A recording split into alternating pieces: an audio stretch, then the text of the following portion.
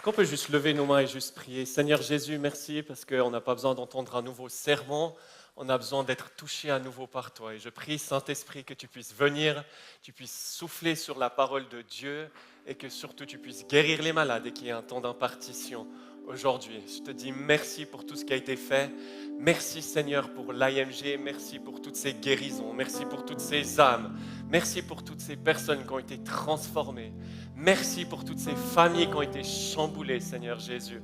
Et ensemble, on te dit merci, Père Céleste. Merci pour cette œuvre que tu es en train de faire au milieu de nous. Et je te demande, Seigneur Jésus, comme ton humble serviteur, que tu puisses augmenter aujourd'hui. À partir d'aujourd'hui, à partir du 13 septembre 2025, qu'il puisse y avoir un avant et un après pour l'IMG. Tous ceux qui sont impliqués à l'IMG, que ce soit les bénévoles ou ceux qui ont des soirées miracles et guérisons, même le président, le vice-président, je prie, Seigneur Jésus, que ta main puisse venir sur nous. On veut voir tes merveilles, Seigneur. C'est ma prière aujourd'hui, Seigneur, c'est qu'on soit émerveillés par toi, Jésus-Christ, parce que c'est toi le médecin des médecins. C'est toi la guérison. Tu es le médecin et la guérison. Et Seigneur, je prie que tu puisses nous émerveiller. Dans le nom de Jésus, je te demande, Père Céleste, de remplir ma bouche comme les oracles de Dieu et que les paroles prophétiques qui puissent être libérées puissent avoir de l'impact sur le cœur de chacun qui écoute. Dans le nom de Jésus-Christ. Et l'Assemblée dit Amen, Amen. Merci Seigneur. Est-ce que c'est possible de prendre infiniment grand dans la tonalité, infiniment grand? Merci beaucoup. J'aimerais juste honorer 3 personnes. Premièrement, mon épouse Evie, est-ce que tu peux te lever? Je sais qu'on l'a déjà honorée, mais Evie Traxel, une femme française. Je t'aime, chérie. Je t'aime de tout mon cœur, mon plus grand soutien. J'aimerais honorer ici ma maman qui est ici. Maman, tu peux te lever, s'il te plaît. Josiane.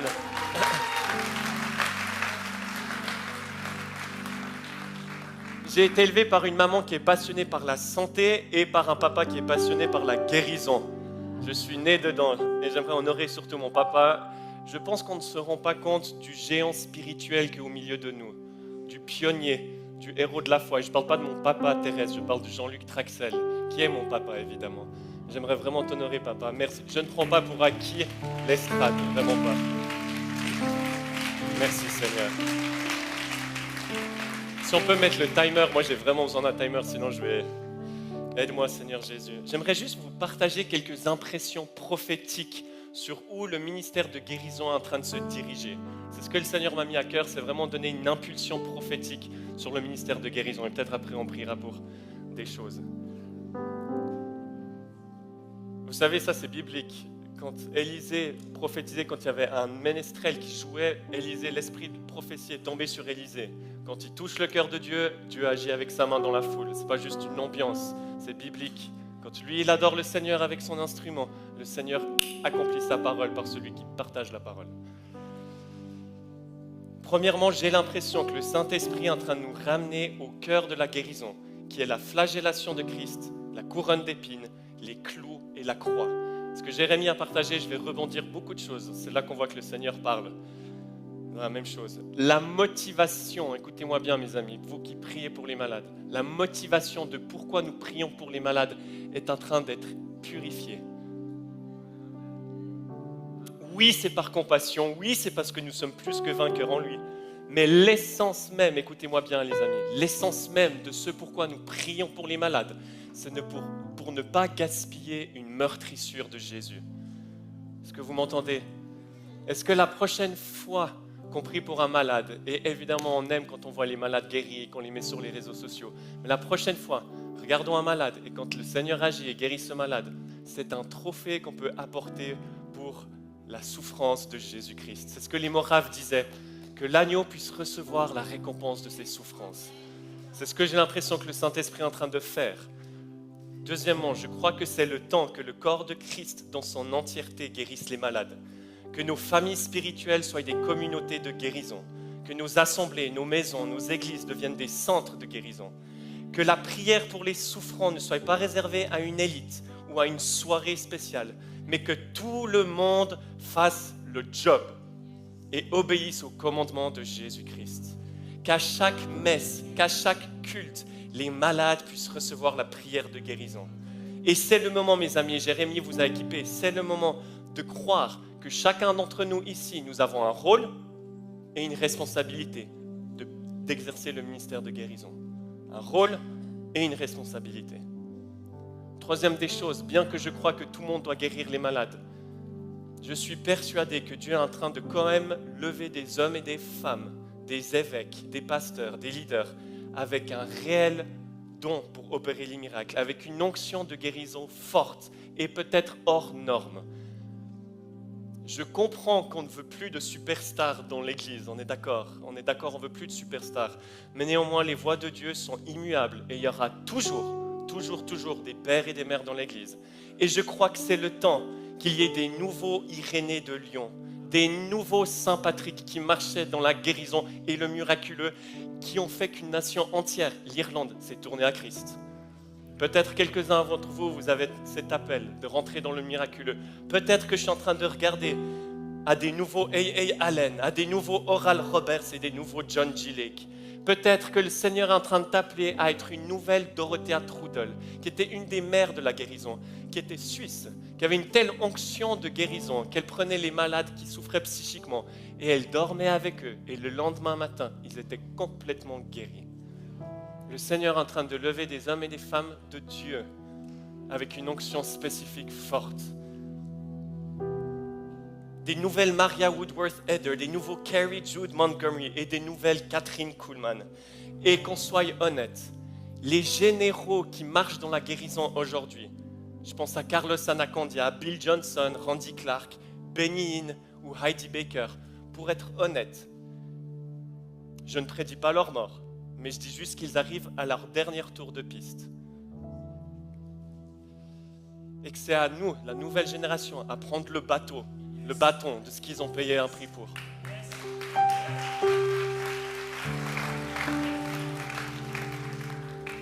Heidi m'a texté hier, Heidi Becker, elle m'a dit « Oh, je crois que j'ai encore 35 ans de prêcher le merveilleux évangile de Jésus-Christ. » Je dis « Amen Heidi, 35 ans. » Mais c'est le temps et on voit une nouvelle génération comme mon papa. Eux, c'est la deuxième génération. C'est des hommes de Dieu qui deviennent des généraux.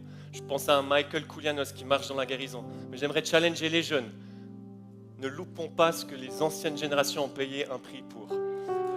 Imagine te retrouver devant les noces de l'agneau et que tu es à table devant un William Branham qui a payé un tel prix pour marcher dans le surnaturel. Je sais qu'on entend des choses un peu bizarres, mais c'est un homme de Dieu. Et imagine, il te pose la question, et toi dans ton ministère, est-ce que tu as prié pour les malades? Et que toi tu as une honte parce que tu n'as pas osé prendre un risque de prier pour les malades. Je ne sais pas toi, mais moi je ne veux pas prendre ce risque-là. J'aimerais que la foi, c'est ce que Jude nous dit, la foi qui a été transmise aux saints une fois pour toutes, j'aimerais que notre génération, on puisse la finir correctement pour le prix que les anciens ont payé. Numéro 4, je pense que l'Église est en train de redécouvrir la puissance de guérison dans les sacrements. Je parle de l'onction d'huile, par exemple, Jacques 5, 14, si vous voulez prendre des notes, ou bien Marc 6, 13. Je crois qu'il y a une puissance de guérison dans l'onction d'huile. Je pense, comme Jérémie l'a dit, dans la Sainte Seine, qu'il y a une onction de guérison. Mes pasteurs, mes frères, curés, prêtres, prochaine fois que vous distribuez la Sainte Seine, n'oubliez jamais la puissance de guérison qu'il y a dans le corps et le sang de Jésus-Christ de Nazareth. Je crois aussi qu'il y a la guérison dans le baptême d'eau. Vous le voyez, vous vous souvenez, le chef de l'armée de Syrie, le roi Naaman, le chef Naaman, pardon, je ne sais pas si on dit Naaman ou Naaman, malade de la lèpre. Il a été baptisé, complètement guéri. Je viens de voir une vidéo d'une personne qui avait la maladie de Crohn. Et alors que vous pouvez trouver ça sur YouTube, maladie de Crohn, elle se fait baptiser d'eau, elle ressort, elle ne pouvait pas marcher, elle ne pouvait pas manger, elle ne pouvait pas boire correctement. Elle ressort des baptêmes d'eau totalement guérie. Elle pleure, elle dit « Il m'aime, il m'aime, il m'aime ». Mes amis, il y a tellement une puissance dans les eaux des baptêmes.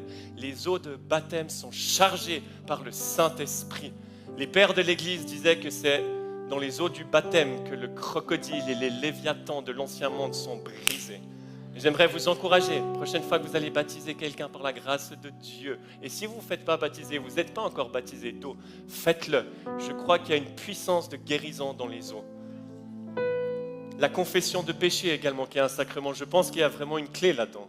Jacques 5,16 nous dit « Confessez vos péchés, vous serez guéris ». Cinquième point que je sens que le Seigneur est en train de faire pour le ministère de guérison. Je sais que la puissance de guérison est libérée lors de la louange et de la lecture de la parole. Tom nous en a parlé ce matin. Vous vous souvenez de la harpe de David? Quand il jouait, le démon partait du roi Saul. J'aimerais dire à tous les louangeurs, vous savez que vous êtes les gens qui sont censés être les plus proches de Dieu quand vous exercez votre ministère. Je sais qu'il y a des paroles de connaissance qui vous sont libérées. Je sais qu'il y a une onction de guérison et que ce n'est pas réservé pour nous. Et c'est le temps qu'on collabore ensemble pour ce que le Seigneur veut faire. Et la parole de Dieu, une telle puissance, vous le voyez dans Acte 14, quand Paul prêchait, il y avait un paralytique qui, lorsqu'il écoutait ces paroles, a été guéri.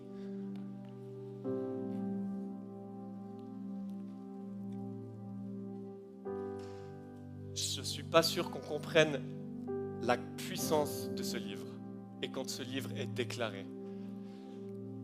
J'aimerais nous encourager à ce que quand ce livre est ouvert, notre cœur soit focus et qu'on puisse recevoir notre guérison physique. Il envoya sa parole et les guérit. Je pense que le Seigneur va augmenter les guérisons au travers juste d'un prêche de la parole de Dieu. Numéro 6.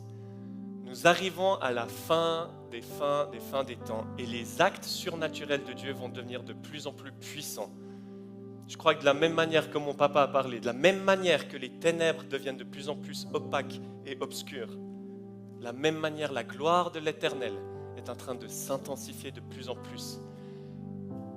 Et les actes surnaturels de guérison, de miracles vont devenir de plus en plus, vont être multipliés de plus en plus, je crois, de tout mon cœur. Vous savez que l'ennemi est en train de jouer ses dernières cartes. L'ennemi a peur, ce n'est pas son meilleur rôle là, mais il est en train d'être, on le voit qu'il est en train de jouer ses dernières cartes. Et je crois qu'on va voir, mes amis, et je prophétise, des guérisons ineffables, des miracles dont on n'a jamais entendu parler auparavant.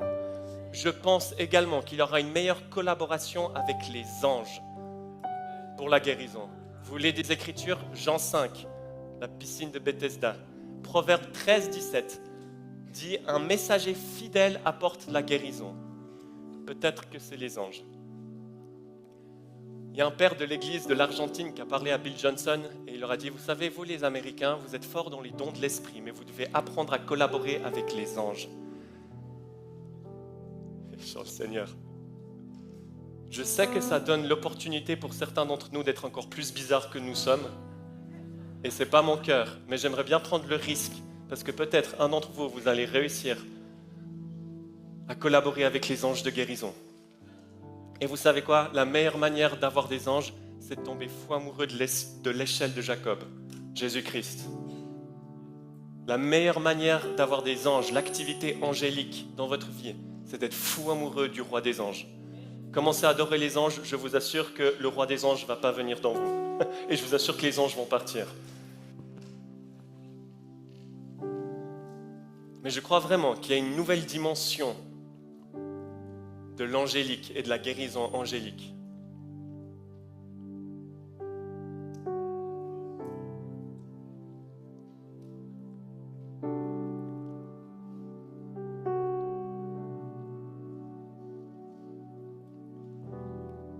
Septième chose, je pense que c'est le temps que le peuple de Dieu marche dans la santé divine.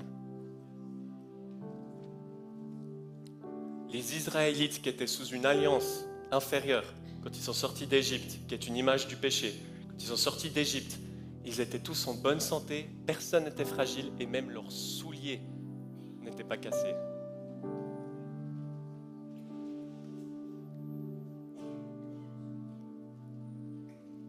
Jérémie l'a partagé, je pense qu'il y a une clé dans la communion, la Sainte Seine.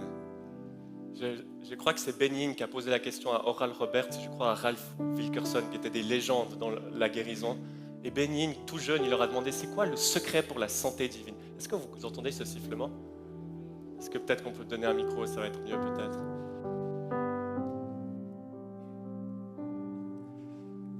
Il ils lui ont demandé alors c'est quoi, Benin a demandé c'est quoi le secret de la santé divine. Et Oral Roberts et Ralph Wilkerson regardent et disent oh mon petit Benny. Puis ils l'ont tapé dans l'épaule. Et ils ont dit tout se trouve dans le sang et le corps. Je pense que le Seigneur est en train de révéler la puissance, je le vois partout dans nos milieux, la puissance du corps et du sang de Jésus et la santé divine qui s'y trouve. Je pense que comme Paul, dans Acte 28, vous vous souvenez dans Acte 28 quand Paul était à Malte et qu'il a aidé pour le feu et qu'un serpent l'a mordu, les païens étaient là, il va mourir, c'est pas possible, cet homme a été condamné des dieux, il va mourir, il s'est fait piquer par un serpent. Et Paul, d'après Marc 16, rien ne l'a touché. Et c'est ensuite que l'ouverture, le cœur des païens de Malte ont été ouverts en voyant la protection divine sur Paul. Je crois que ça revient dans l'Église. Je crois que la santé divine, non pas pour dire qu'on est extraordinaire, mais pour que les païens, les non-croyants puissent dire ils ont un Dieu parmi eux qui répond à leurs prières.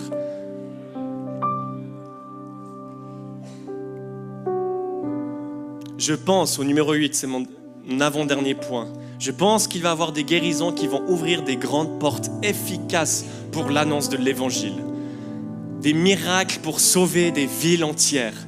Jésus l'a dit dans Matthieu 11, 20 à 24, que si Tyr, Sidon et Sodome avaient eu les mêmes miracles que Capernaum, Chorazin et Bethsaïda, elles se seront repenties.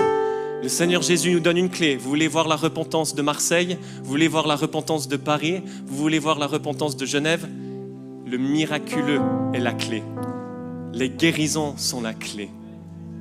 Et je crois de plus en plus, nous allons voir des situations, comme par exemple un président qui a essayé toutes les solutions humaines et qu'il ne lui reste plus que le divin. Et qu'un homme un homme ou une femme de Dieu, peut-être pas du tout connu, qui viendra prier, imposer les mains, guéri, et une nation complètement ouverte à l'évangile de Jésus-Christ. Ou comme Philippe qui a bouleversé la ville de Samarie parce qu'il a prêché le Christ et les démons fuyaient et les malades furent guéris. Ce sont les miracles qui amènent à la repentance. Vous vous souvenez de Pierre? Quand il a reçu la pêche miraculeuse, c'est ainsi qu'il est tombé à genoux devant le Christ. Il a dit « Arrière de moi, je suis un pécheur ». C'est la bonté de Dieu qui amène à la repentance. Et je pense de plus en plus, nous allons voir une activité surnaturelle de guérison et de miraculeux qui vont mener à la repentance. Ça me fait penser à ce saint Grégoire le thaumaturge. Pour ceux qui ne savent pas ce que ça veut dire thaumaturge, en tant que IMG, je pense que c'est important. La thaumaturgie, c'est l'action d'accomplir des miracles. Est-ce que vous avez déjà entendu parler de ce saint Grégoire le thaumaturge? Je sais. Mon frère Émeric le catholique en a entendu parler. C'était un homme de Dieu qui marchait dans le miraculeux. Les récits disent qu'une fois il voulait bâtir une église et il y avait une montagne qui empêchait la construction. Et il a prié avec une simple foi et la montagne a été déplacée.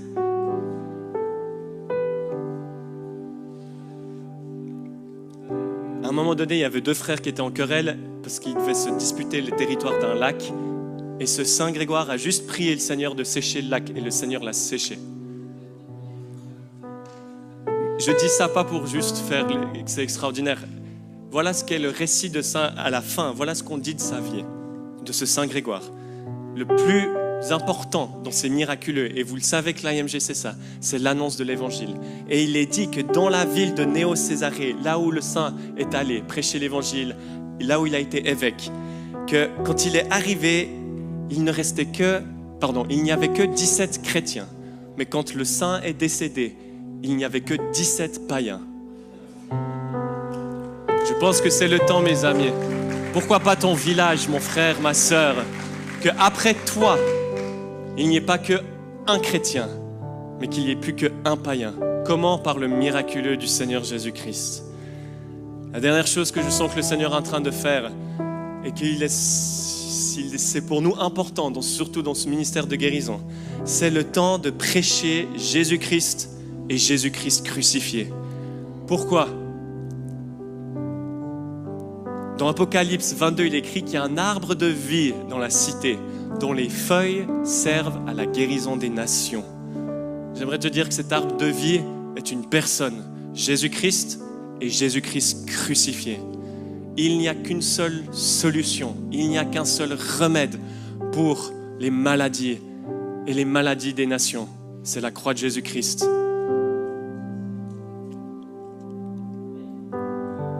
Un amen.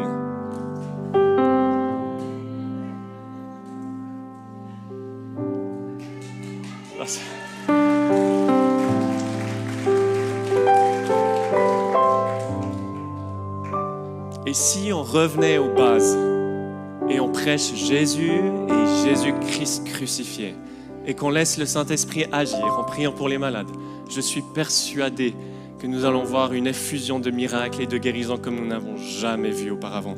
N'oublions jamais, une chose qui est mieux de prêcher, il y a une chose qui est encore mieux que de prêcher sur la guérison, c'est de prêcher Christ, le médecin des médecins, le thérapeute. J'aimerais vous inviter à vous lever.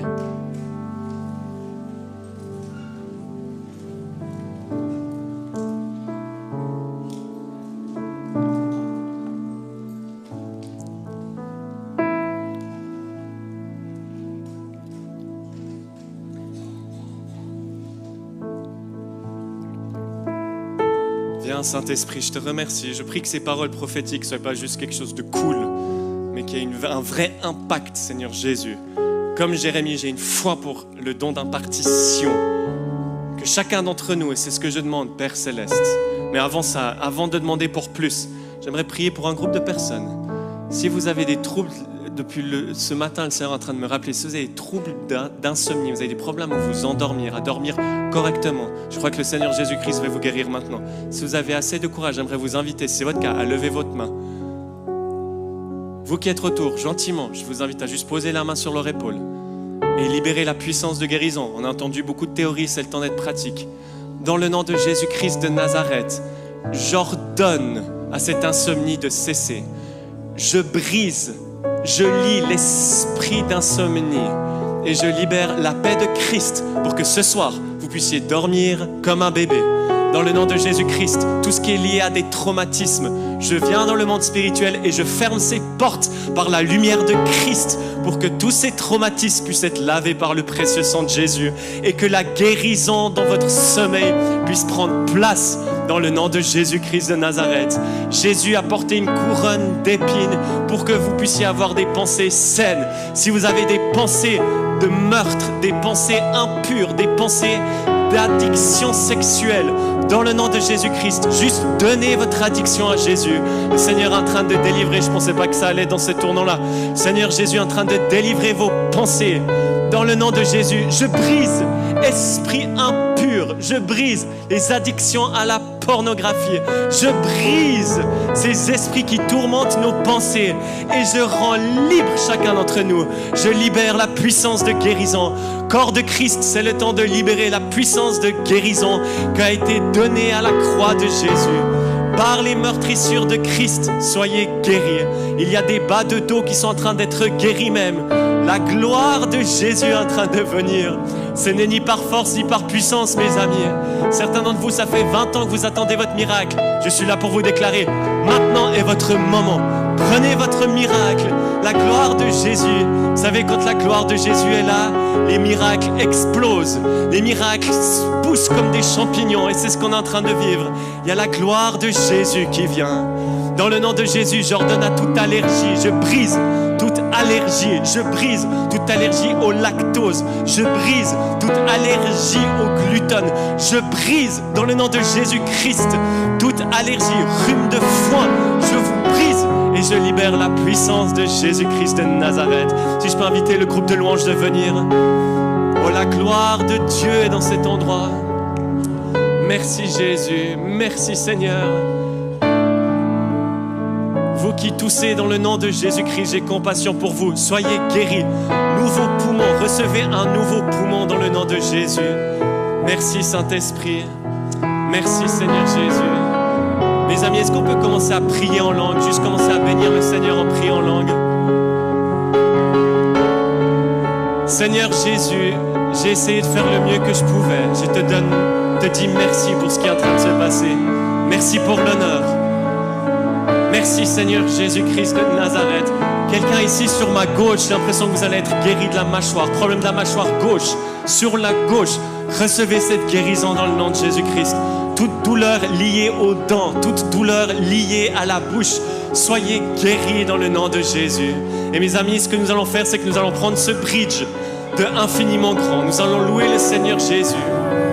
Et ce que nous allons faire, c'est que nous allons demander au Seigneur Jésus pour plus. Qui c'est ici qui aimerait plus dans le ministère de guérison? Qui c'est qui veut voir plus de miracles? Alors nous allons supplier Dieu, nous allons demander Dieu comme Jérémie nous a demandé. Je prie, Papa, que la gloire de Dieu puisse venir dans ton ministère. Ça me fait penser à ce qu'il est où, Papa?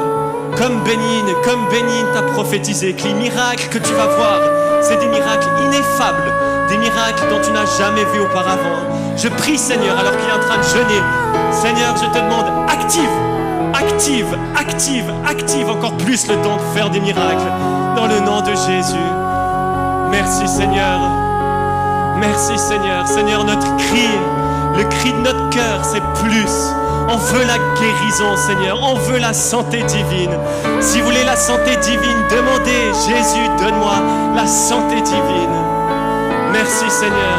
Seigneur, je prie pour chaque prédicateur, chaque prêtre, chaque personne qui exerce un ministère. Je prie que l'augmentation du miraculeux, j'aimerais mettre l'emphase sur le miraculeux, qu'il y ait des signes, des prodiges, comme Alexander David qui a arrêté la tempête, comme Saint Patrick qui a arrêté le blizzard, qu'il y ait des signes dans les cieux qui pointent à Jésus-Christ de Nazareth. Saint-Esprit, c'est pas moi qui le donne, c'est toi, dans le nom de Jésus. Je prie pour chaque maman, chaque personne dans un foyer ici. Je prie que le miraculeux puisse prendre place dans nos maisons. Le miraculeux dans la provision. Le miraculeux dans la santé. Le miraculeux dans les relations. Dans le nom de Jésus-Christ de Nazareth, je prie, Seigneur Jésus, qu'après cette rencontre, il y ait des restaurations de relations. Je prie dans le nom de Jésus-Christ que des frères et sœurs qui sont meurtris depuis plus de 10 ans puissent revenir. Libère l'onction de guérison sur chacun. Je prie, Seigneur Jésus, pour l'AMG. Merci pour ce ministère que je sers. Merci pour le ministère de Dieu. Et je prie pour chacun que la gloire de Dieu puisse venir sur l'AMG. Je prophétise un temps nouveau sur l'AMG, un avant-après le 13 septembre 2025. Marisa, c'est le temps que toi tu imposes les mains aux malades et les malades vont être guéris comme jamais auparavant. Patrick, c'est le temps que tu prophétises, c'est le temps que tu utilises les dons que Dieu t'a placés avec cette nouvelle onction, ce feu de Jésus qui vient sur toi. Merci Jésus, merci Seigneur. Je vous invite à qu'on puisse tous chanter ensemble avec la gloire de Dieu qui est là. J'accueille la présence angélique. Viens Jésus. Allez-y les amis, chantez comme si c'était votre dernier chant sur terre.